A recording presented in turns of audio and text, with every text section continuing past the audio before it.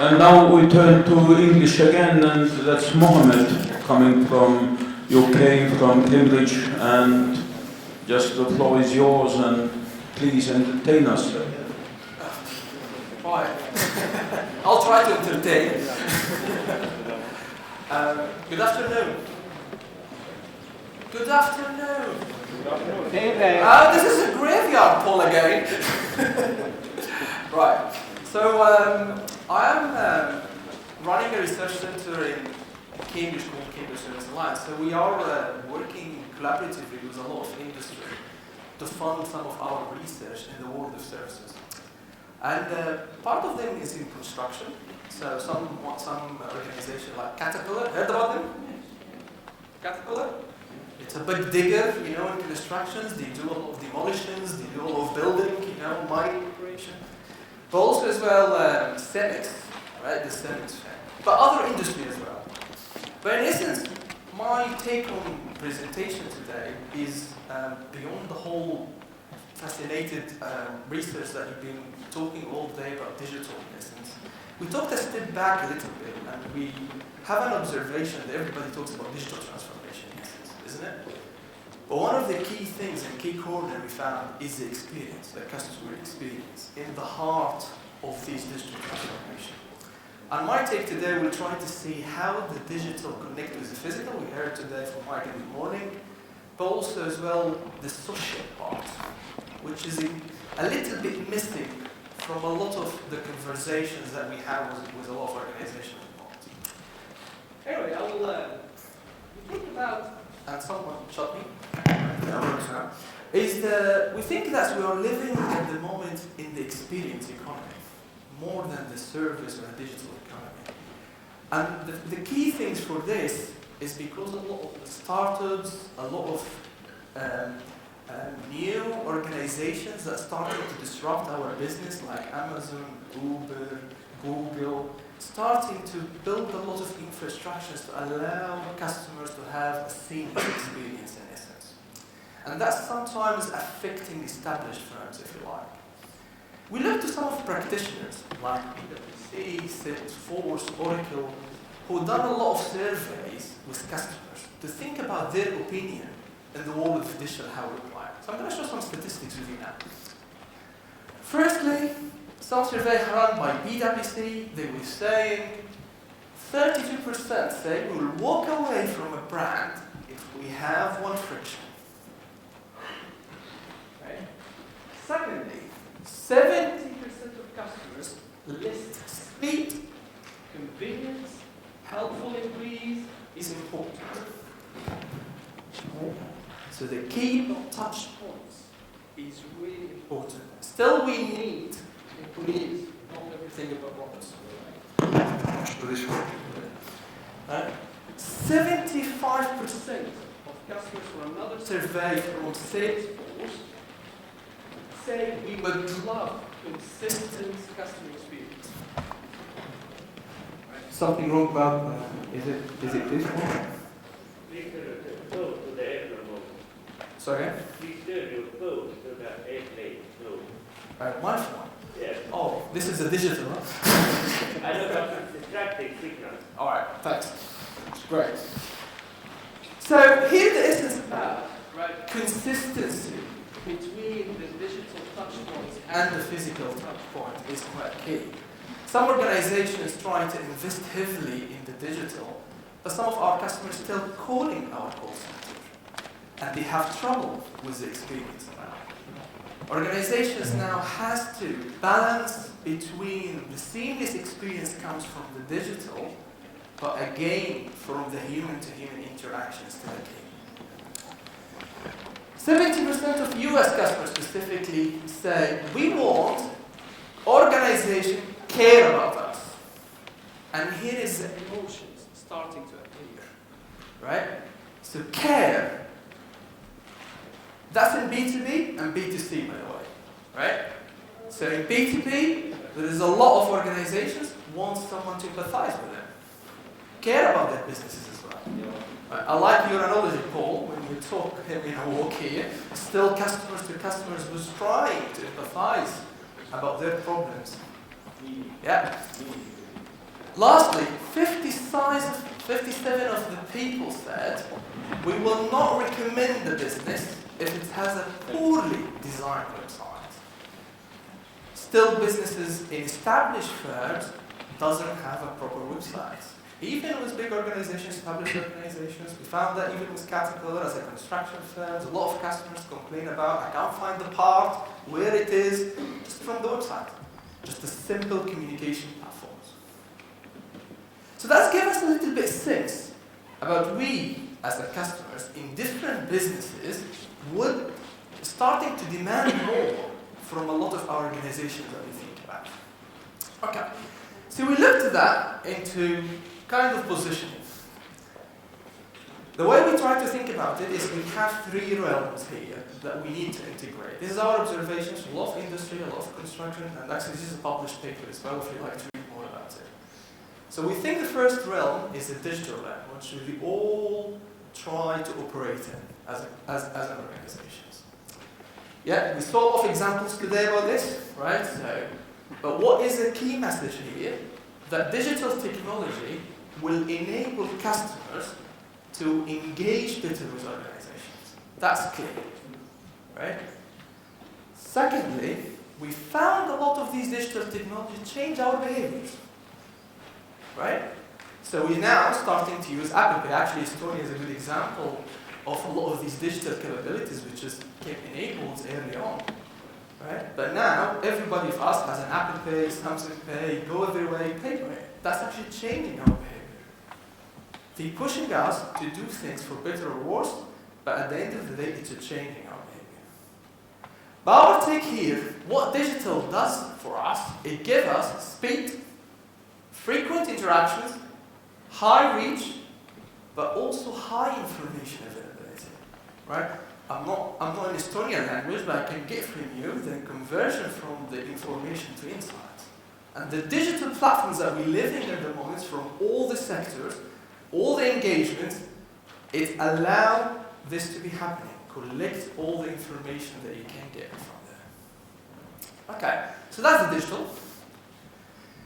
The way we view it is actually the world starting to range from low to high information density. The more you're going from a traditional service to all the digital platforms, the high complexity of information you are collecting from different systems. That's fine, okay?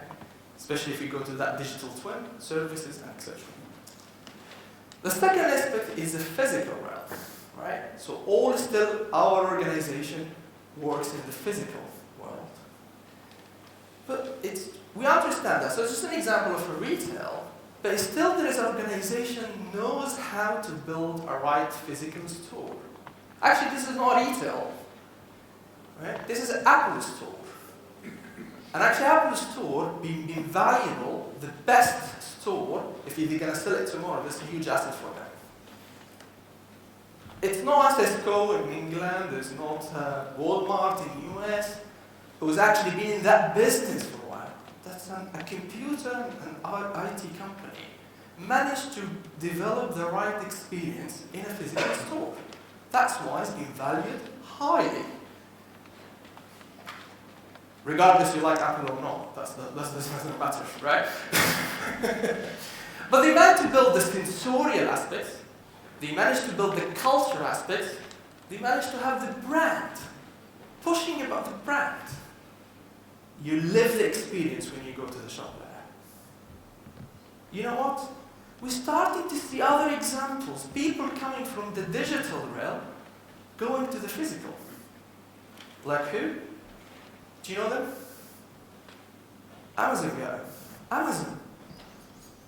From a digital e-commerce platform, they're going to penetrate a new market, which is the physical. Using all their digital capabilities to enable the right experience with customers when they go there.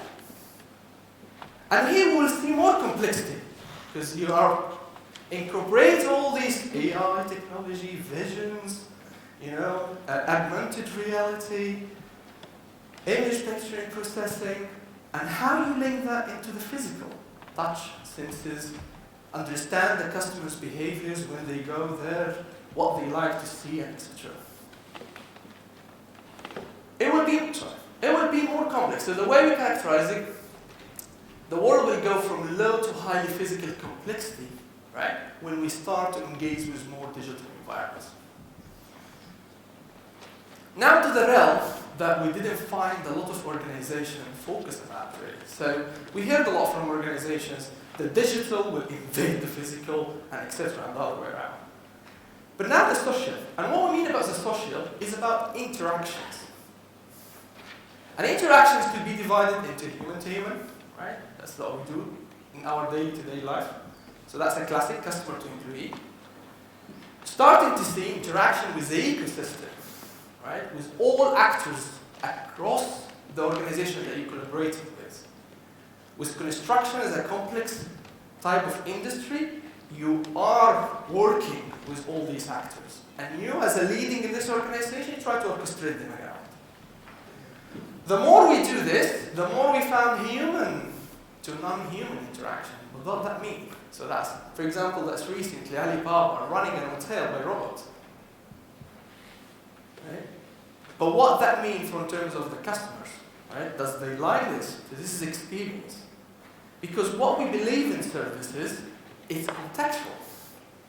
And everybody is seeing service differently because we are human, have different views and have different ways of interacting with businesses.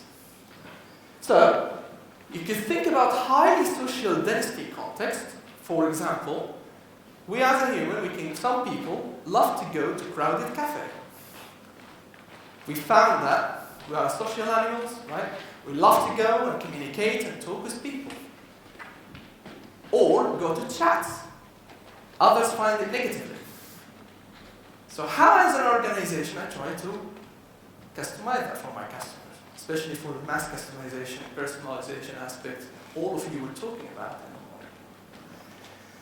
morning. Low social density. Infrequent interactions could be negative for some of customers, could be positive. I could feel isolating, or I could be, that's a calming and sincere, that's what I need. And how me as a company, I try to understand my customer because actually the new digital native organizations like Apple, Uber, they are trying to understand you more. They are trying to understand your behavior. That's why we like them. How many have Netflix? Right? How many using Uber? Is Uber working here in Estonia? I don't know. Right? We are living around all the ecosystem of digital platforms, digital born organizations. Right, so where was this going, right? So we try to position this, how we can organization think about the digital and physical and social. The way we try to do that, so this cube. And that shows a little bit the complexity part, also the simplicity. So again, like I was positioning at the beginning, if you look to the cube, the digital, the more you go and invest in digital capabilities, the high information density you are collecting and you're analyzing, or you have an opportunity to do that at least.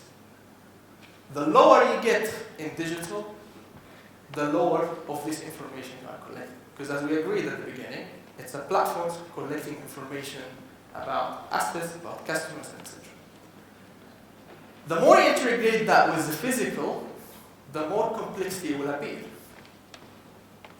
The less you do integration, the less complexity the physical appear. The more human presence, human-to-human interactions, the highly social presence will appear. The lower you do that, the more technology you are pushing, the lower social presence will appear. I'm not going to leave you without an example, don't worry. Just a little bit to give you the conceptualization. Right, let's take an example from different sectors. B2B, B2C, but also as well some of the professional services. Right. If we think about the world asset heavy and constructions and stuff, as I said, we're working a lot with Caterpillar, so actually part of the services of Caterpillar was relying really about technicians go and fix a machine. So here, really a domain experience, try to play and actually help organization to run their machine when there is a lot of downtime there. The world is moving now. We're starting to find the new services introducing by these organizations. Predictive maintenance, isn't it? Right? And that's a service that I try to use the assets and the data that could generate it from the assets to predict proactively when the machine will fail. That could help my customers to operate quicker, but also help a new service business opportunity for Caterpillar to generate more revenues. Right? Now we're moving to the lovely digital twin that everybody talks about and how this can create some new services in the future. But in our cube, how does that work out? If you look at that, traditional repair sitting in one layer down there. Probably, if you think about this map here, so the traditional repair could be really low digital because we still go with our spanner, with the domain experience, right? Highly physical, because basically we have a workshop that we are trying to fix this, or actually a site that we're trying to fix this machine there. And probably it's highly social, because the human customer interaction is highly present. And that sometimes customers need that. I don't like a robot come to fix my machine. So this is the future about digital twin. Right? Could be the machine fix itself. Does my customer need that? Maybe. Contextual. But the complexity how organization can understand that mapping and do this configuration about it. Right. Think about predictive maintenance as a remote. That's probably starting to be highly digital because I'm using the data that comes from the machine to predict something about the failures. Probably I need a low physical here because I'm still collecting the data comes to operating center. I'm still sending probably the technician to fix the machine. That could be still highly social. And there's no right or wrong answers. It's actually according to the organization how they will configure the whole capabilities to work well with a segment of customers, not only one customer. So it could be the same service, but sometimes customer need it in a way that you would like him to deliver this way. Right? Let's go to the healthcare. So the healthcare again has this trend. And we're hearing this a lot. We are moving from traditional nursery services, right? GP, moving more into AI-powered and CLM, for example, devices that you can use it, right, by your own at home. We're starting to hear about the future of AI to do a lot of diagnostics, right, especially in cancers, and there's a lot of research in this. So you can see how we're going. We have a lot of discussion as well about robot surgeon sometimes, right? So, again, there is a move from a traditional services that we are expecting from the healthcare all the way to the digital. Okay. In our cube, how that looks, right? Again, similar a little bit, maybe in different configurations. In traditional nursing, right, probably is low digital, still diagnostic by the practitioner here. Highly physical, if you like. So that's because the clinic you are operating on, or actually the hospital. But highly social. Because probably this service needs a lot of empathy. Right? I would like someone to talk to me, to call me about what I have. So, what that means when we go all the way to that surgeon robot, is that still welcoming in health and hospital sectors? Because that's probably mean we will have more highly digital capability, probably highly physical, because we need to operate in clinic, but low social, because I can't talk to that robot. Maybe highly social, maybe people like it. Elderly or something, we need to understand that, okay? That's a contextual again. Make sense, or I'm talking nonsense? Make sense? Yeah? Okay. Right. Moving to the world of BTC and professional services. Again, we're starting to see a lot of examples of this. Okay? So, not only, by the way, Amazon Go is experimenting checkout automatically or, doing cameras there and sensors and stuff. Actually, other established firms starting to do that as well. So that's Sainsbury, for example, try to experiment this. So retail really tried to be ahead of this. I was in Finland, gave another keynote speech recently as well. K Group doing a lot of this experimentation as well. Right? starting to see, right, startups here in France trying to do pizza by robot. Don't know how that tastes. Or Italian will hate us at some point, right? So the questions here, we're starting to have startups as well trying to go to the automation side, right? All solutions. This is again example of digital platforms. We're starting to see again how platforms could work with professional services like lawyer. So instead of interacting with a very expensive lawyer, right, we could have more simpler services and actually more digitalized. Right. The way we're starting to see it, actually the world is moving from low digital density in that world, highly physical complexity and highly social presence, into more highly digital, low physical, highly social. So, I'm not going to repeat again the cube, but just to show you, right, that's a typical salon service, right? The ego. So you have a highly physical, highly social, probably low digital. You still have the proper track plays you have. Right? Going all the way to the highly digital drones and stuff like that, that give you the whole context. But in essence, just to summarize a little bit, organization would like to map their different services across the three worlds and how that could be integrated, just not the digital physical. Right? How you bring the social aspects, because at the end of the day you're dealing with human, at the end of the day, customers. The customer is B2B, right? Like the example in the role playing Paul was playing in the morning, right? Or it could be B2C where we are living. Again, this what the digital born organization knows how to play and how to use all the information that comes from the digital to understand your behavior. To recommend you more businesses, to influence you to use more, right? To serve you a good experience. Which that's why we're hooked in the world. Right. But why is it important for the three ones? That's a good example of this. So this is like an airport, right?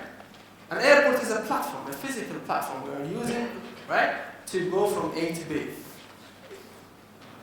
An Atlanta airport, a couple of years ago, it basically had a fire. And the whole energy and the light shut down. And it should be there is a backup. Right? So the digital here is starting to initiate a software, try to initiate the backup to work, but the backup failed to work as well at that time. And then there went a process from the employee inside the airport to recover the service. End of the day, people was stranded like this way in Christmas time. And this is how the digital and physical and social sometimes they get freezed and they're not working together and it's not integrated together and it has disruption as a consequence of this. But who's starting to learn these lessons? Right? Anybody went to Singapore? Right? And this is really the Changi airport, which is actually starting to learn. We will try to get the digital and physical and social work together somehow. You know, I met the CEO of the Changi, and he was saying, you know, that 40% of our revenues come from the social experience that our customers come to experience our airport. From retail, right? From the forest and the terminal, right? From the entertainment. They have animals, they have plants, it's quite special there. People experimenting more wine in airport than in any other retail in this airport. And this is how you configure the services for serving different segment of customers, different sides of the platform you are developing. Not only one segment of your customers. Right? Obviously, this is without any challenges. I'm conscious about the time. We are close to closing. There is a lot of opportunities when organizations think about the different angles of different services coming from the digital, physical, social world. But a lot of challenges happen. Once you're starting to develop a lot of services, behaviorally as a customer, I get stuck because there is what we call it paradox of choice. Which one I choose? Right? Is this one or this one? It's not clear to me. It's happening when you go to the retail. You have many choices in front of you. If you don't know what you're looking for, you get stuck. That's why we're going around and around and around and around, especially men, I don't know women, but especially men going around and around and around and around. Okay. Secondly, maturity of technology, and I can see from a lot of presentation, we still have a lot of challenges. That's why we're doing a lot of research in technology. Anybody heard about Tay? Microsoft Tay? So Tay is a chatbot. A couple of years ago, Microsoft starting to have this initial idea. We would like to communicate with teenagers between, not teenagers, but 18 to 22 years old. And we will build a chatbot to communicate with them. It was disaster. Second day, Microsoft has to shut it down because it's starting to come with abusive words. Very abusive words. So simple AI, chatbots, stuff that we've been talking about all the day, it's not working. Still it's not working. There's a lot of maturity going on. Right. Autonomy versus independence. That's an example of Airbnb managed to do. Another one, base of the pyramid, right? What is happening when I go to places which actually doesn't have the right resources? Sometimes there is no infrastructure for the technology I'm providing. What I'm going to do with the customer in that area? Right? 5G maybe? I don't know. Obviously technology has the double sword, if you like. Right? So Erica was talking about the security area, but also the privacy. All our data in these platforms. And sometimes, and that's why all the movement now, how we can regulate the data. Is it good for us? Is it bad for us? We need to investigate that. Right? Standardization versus flexibility. Right? Do we want to standardize? Because I'm hearing a lot about BIM standardizations. Going BIM 1, 2, 3, 4, 5, 6, 7. Right? Versus, the optimization and flexibility, which is a lot of entertainment organization managed to do. Like Disney. Right? When you go there in Disney US, they know you very well and they start to personalize the experience for you. You know who have the most database of fingerprints in the whole world? Is Disney, not Apple. Because you go there voluntarily in this stuff, you put your fingerprint and you're happy to give it to them. In UK, they try to have this biometric card for all the citizens at some point. Everybody refused. I'm not going to give you my fingerprint. Right? But we're happy to give it to a commercial organization. We're happy to give our data to Facebook, actually, believe it or not. Right? We're happy to give that to Amazon. Right? So established firms have to think about how they can attract customers and they trust them to give them the data. Also government. Obviously. Right? Capability versus resources. Right? What capabilities we have versus resources that we can do. So Amazon, for example, this is again another digital, they said we can predict when the customers want a specific order before even you click and buy it. They have a patent about that, I didn't see it, we're not sure, but that's what they claim. At the end of the day, human, your employee, will be a matter of source of attraction or avoidance, get your customer away from you. Still, we're relying on our employees. Right? So how we can train our future employees? That's a skills question you always talk about. How we can train our skills to be empathized more. How to help our customers to take their hands and hold their hands all the way to drive the experience for them. But anyway, thanks for listening. This one I would like to share some of our thoughts in that area. Thank you.